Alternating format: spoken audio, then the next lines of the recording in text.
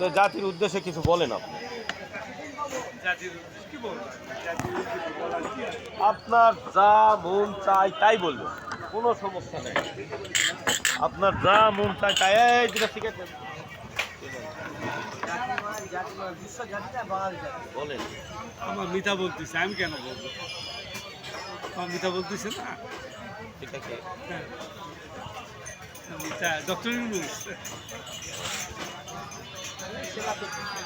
Doctor Yunus দেশ চালাবা দিবে না, ওই দেশের জন্য। না না, এখন শুনুন ব্যাপারটা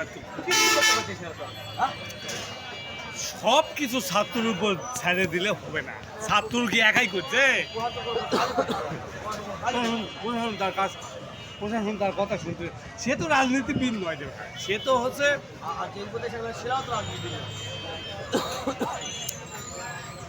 বারবার